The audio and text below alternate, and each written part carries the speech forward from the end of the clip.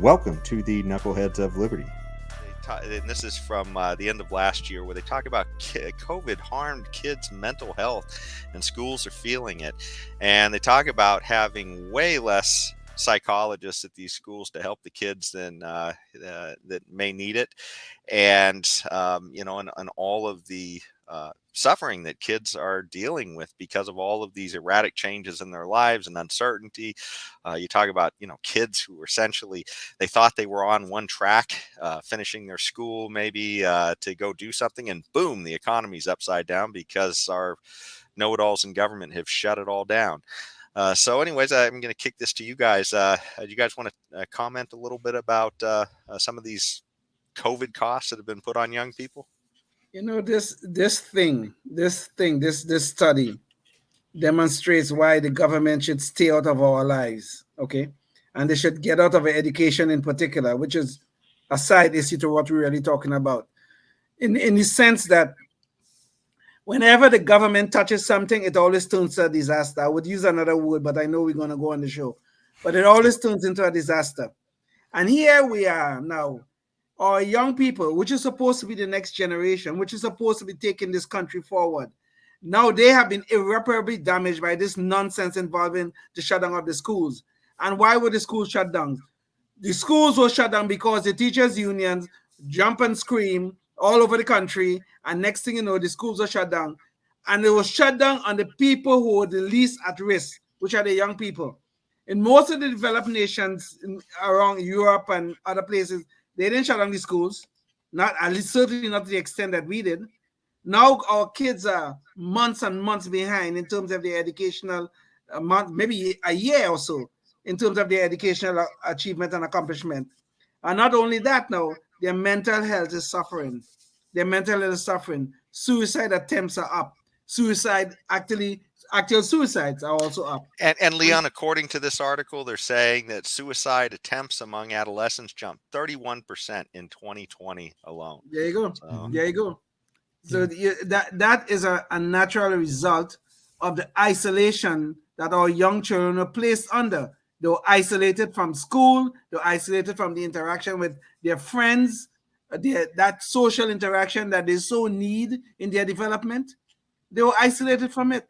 So we cannot be surprised now at this result. But this is a serious government failure. This is our next generation that is being damaged and hurt by this nonsense of the COVID lockdowns. Yeah.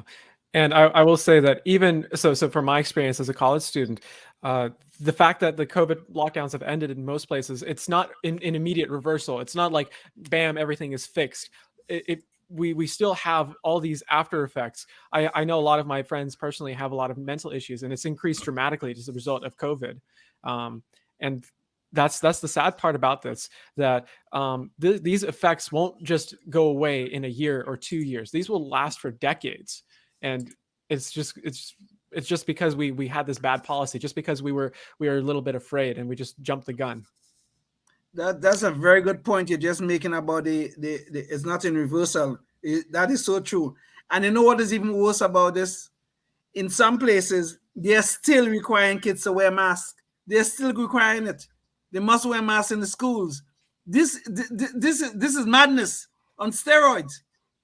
yeah, it's especially when we're seeing that, it doesn't matter. You get the oh gosh, what is it? The vaccine, and some of these guys have been quadruple vaccinated, and they're still getting it. I mean, we're looking at our Exactly. world leaders getting it, and they're the most protected people, and they're some of the oldest people too. I mean, you look at Yes. Biden, and he recently had it, and he survived, and we're literally going to destroy little kids' education and their developmental experiences growing up because there's some small fraction of people who are who are just hyper concerned about this. It's absolutely It's astounding. insanity.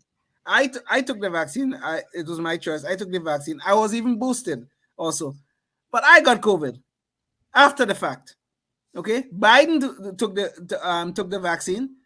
He was also boosted. He got COVID. His wife right now, just Jill Biden, the first lady, just tested positive for COVID, who is also vaccinated and boosted.